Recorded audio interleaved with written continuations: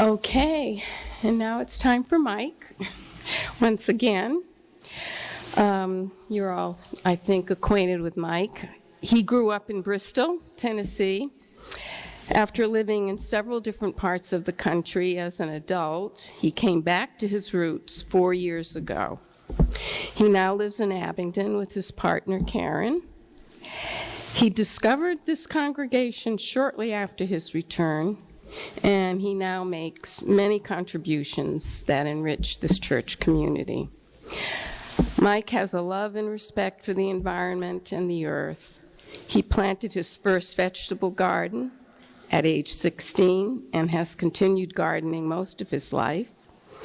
He was a steady voice in opposition to the fracking that threatens our region. Today he will be talking about the nurturing urge, and we'll be exploring ways we need to exploring ways we express our need to nurture. Mike?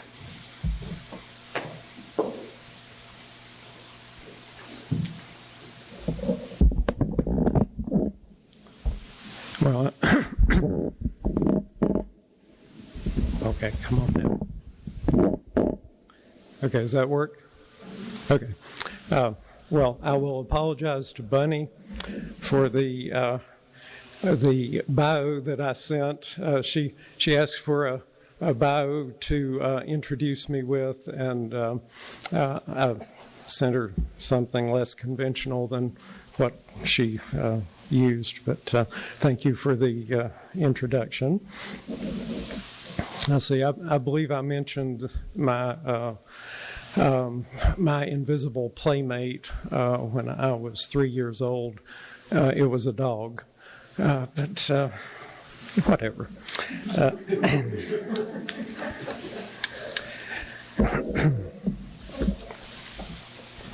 Somebody once quipped that there are two kinds of people, those that dichotomize and those that don't. I generally fall into the second group, but not always. When I read Wendell Berry's essay, The Unsettling of America, I really liked the way he categorized people. He puts people into two groups, the exploiters and the nurturers. He distinguishes them by their goals and attitudes and the way they act in the world. Exploiters are interested in profit. They want to make as much money as possible, as quickly as possible, and to earn as much as they can with a minimum of effort. Nurturers, on the other hand, are interested in health, their own, as well as that of their families, their community, and the land. They want to do good work that benefits both themselves and others. The exploiter operates through domination. He tries to impose his will on other people, other creatures, and the land. He wants to control. The nurturer values cooperation. He tries to work with others for mutual benefit and to respect the land. Of course, people do not fall neatly into these categories. Even strip mine owners can nurture their children. And even the most nurturing of us are influenced by living in a culture that is largely based on exploitation. As Berry points out, the history of European settlement in North America can be seen as a history of exploitation. I won't depress you with a list of examples. If a few dozen don't easily come to mind, refer to any American history book. Today, we still have an economy based on the exploitation of natural resources, of workers, of consumers, and of most other living creatures. In our culture, exploitation is normal and acceptable. We are all expected to pursue our own self-interest and are usually rewarded for it. And yet, the nurturing urge cannot be suppressed. We find all sorts of ways to express it. I want to take a look at that nurturing urge and some of the ways it manifests in our lives and the lives of others.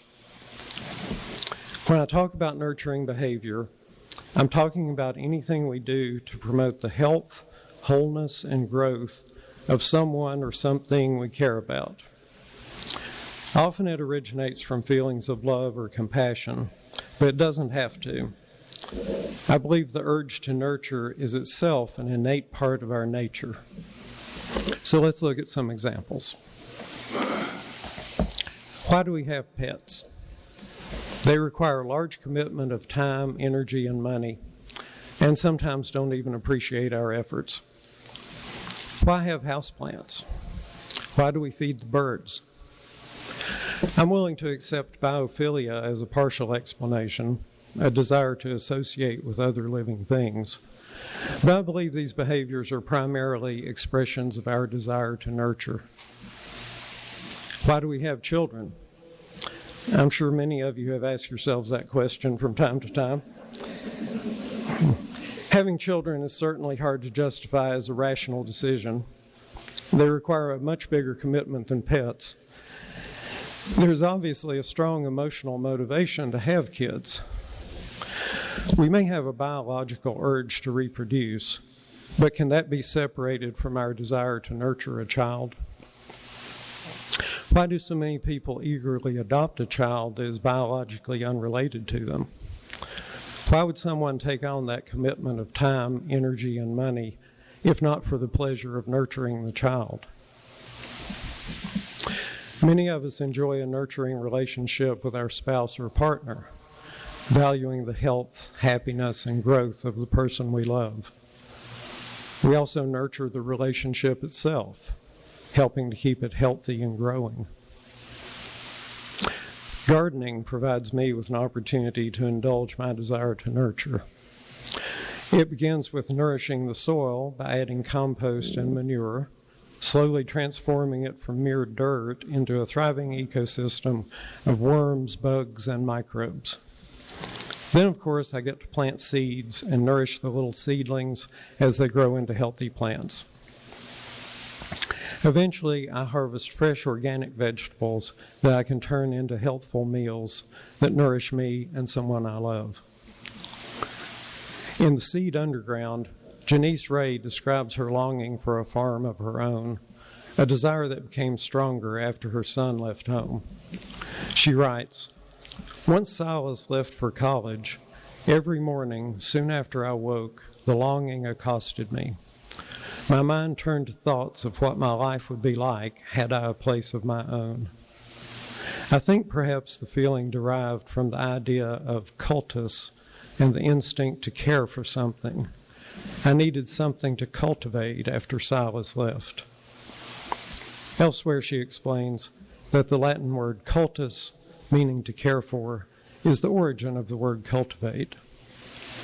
We all need something to care for, to cultivate. Nurturing people often gravitate to nurturing professions. I'm pretty sure people don't go into teaching, nursing, or counseling because of the good hours, low stress, and high pay. I believe the concept of right livelihood is relevant here. We try to find work that is compatible with our values.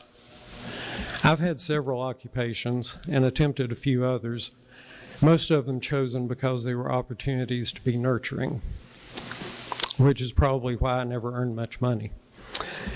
Really, though, I don't think it's possible to identify specific occupations as nurturing.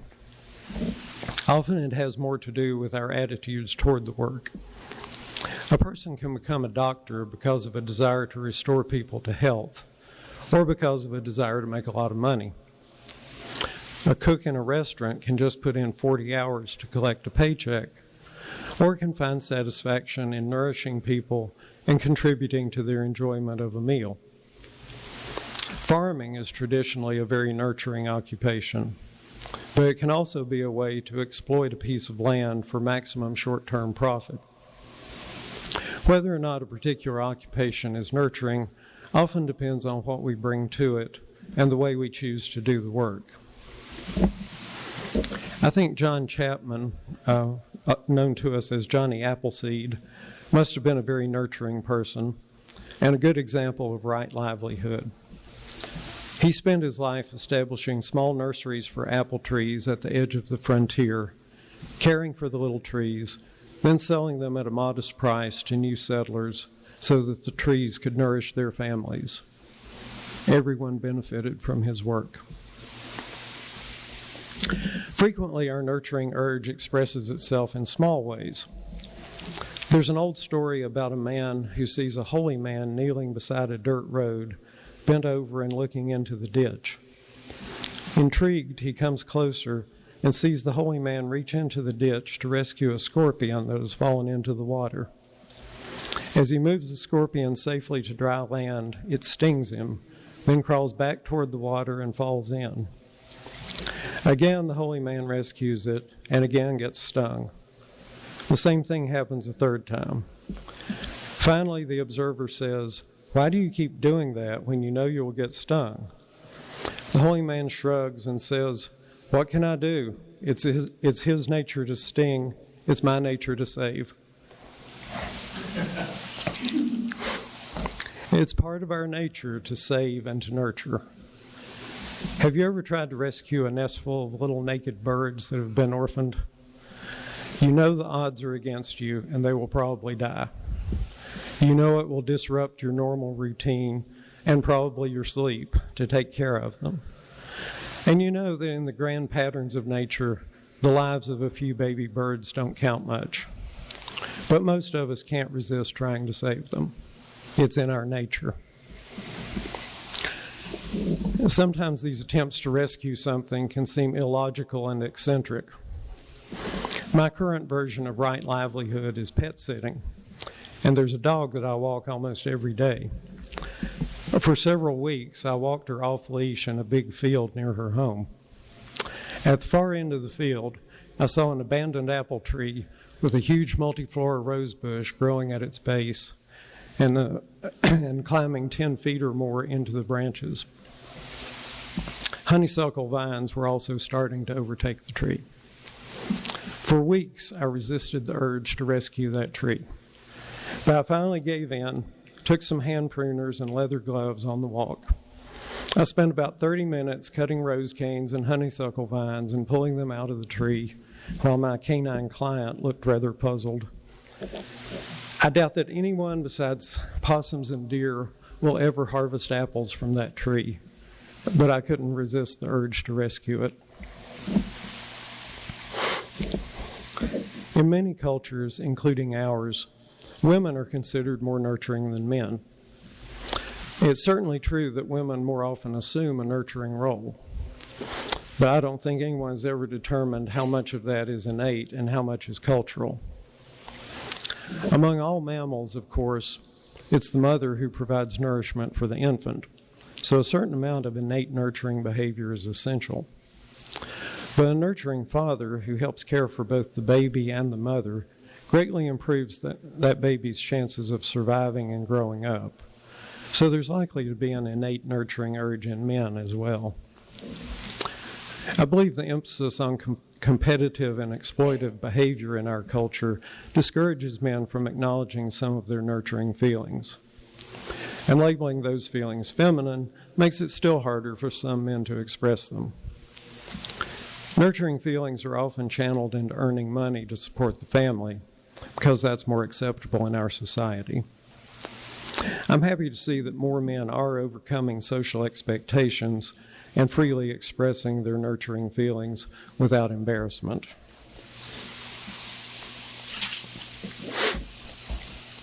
I think it's good for us to recognize that the nurturing urge is not unique to humans. There are many examples of nurturing behavior in other species.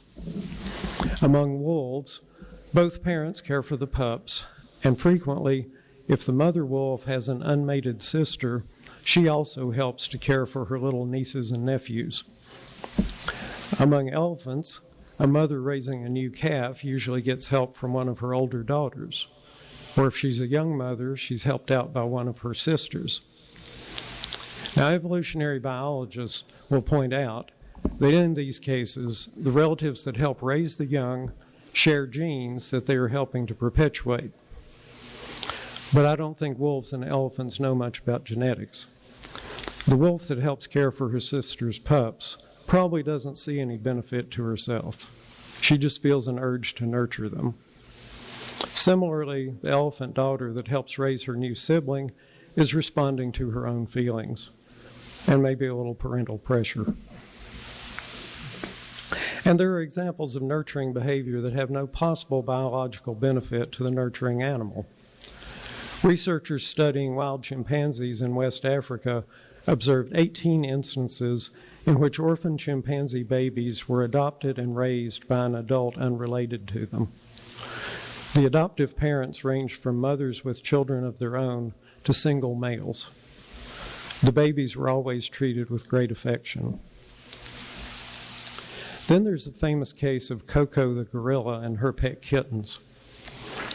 Coco has lived with humans all her life and communicates through sign language.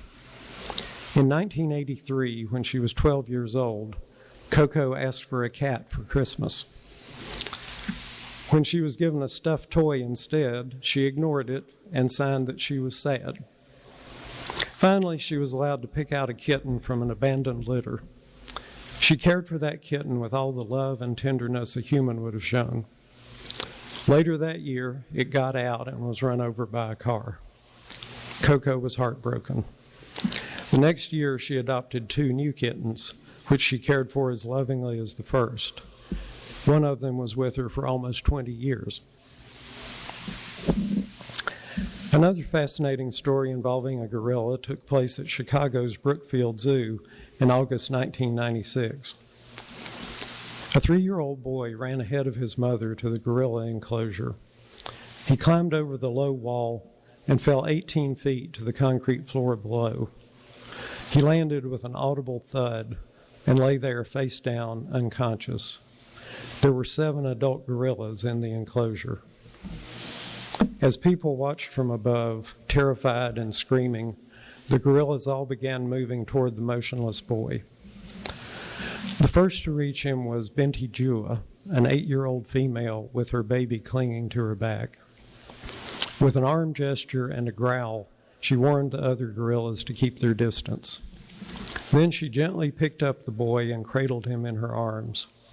She carried him to the access door used by the zoo staff and laid him beside it, then backed away. The zookeepers immediately pulled him out and turned him over to paramedics who rushed him to the hospital. He eventually made a full recovery. But before you jump to any conclusions about maternal instinct, I should tell you that a very similar incident happened 8 years earlier at the Jersey Zoo in England. When a 5-year-old boy fell into the gorilla enclosure and lay unconscious on the floor, a 25-year-old silverback male named Jambo put himself between the boy and the other gorillas, keeping them away from him. He knelt beside the unconscious boy and stroked his back. When the boy regained consciousness and suddenly started to cry, all the gorillas retreated, and Jambo led them into their cage-like house. This allowed the zookeepers to rescue the boy. So why do we have this nurturing urge, and why do other animals have it?